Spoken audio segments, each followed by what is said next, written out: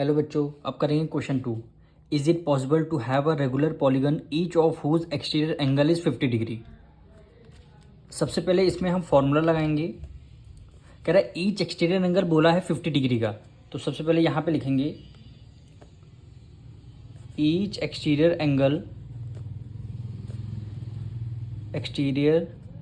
Angle of किसका, regular polygon, यानी regular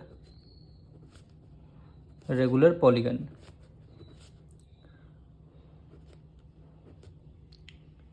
exterior angle of regular polygon का formula क्या होता है, न्यूमरेटर में आपका होगा 360 और डिनोमिनेटर में क्या हो जाएगा n का मतलब है नंबर ऑफ साइड, तब आपका ईच एक्सटीरियर एंगल निकल के आता है। तो इस बार हमें क्वेश्चन में ईच एक्सटीरियर एंगल आपको गिवन है 50 डिग्री, यानी इस बार आपको एक्सटीरियर एंगल 50 डिग्री गिवन है, इक्वल हो जाएगा किसके, फॉर्मूला क्या गिवन है 360/n। अब इसमें से आपको n यानी नंबर ऑफ साइड्स यानी n की वैल्यू फाइंड करनी है, तो n को यहाँ ले लेंगे और 360 में कितना आ जाएगा 50 डिग्री। इस वैल्यू को आपको सॉल्व करना है, यानी 0 से 0 आपका कैंसिल।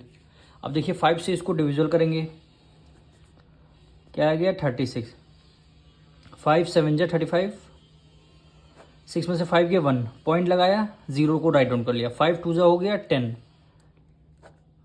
0 आ गया, यानी वैल्यू कितनी आई, n की वैल्यू कितनी आई 7.2, n की वैल्यू कितनी आई 7.2। अब ये बताइए n क्या है, number of sides, number of side.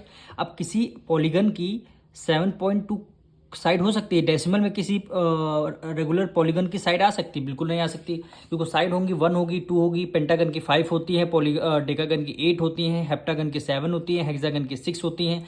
तो इस तरह किसी भी हमारी पॉलीगन की साइड 7.2 नहीं हो सकती। तो वही कह रहा था इज इट पॉसिबल, ये पॉसिबल है, एक्सटीरियर एंगल आपका 50 डिग्री हो सकता है। तो इसका आंसर होगा no.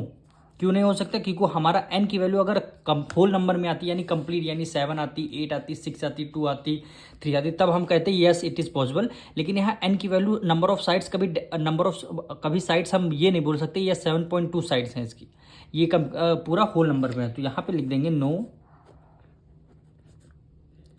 Is it not possible.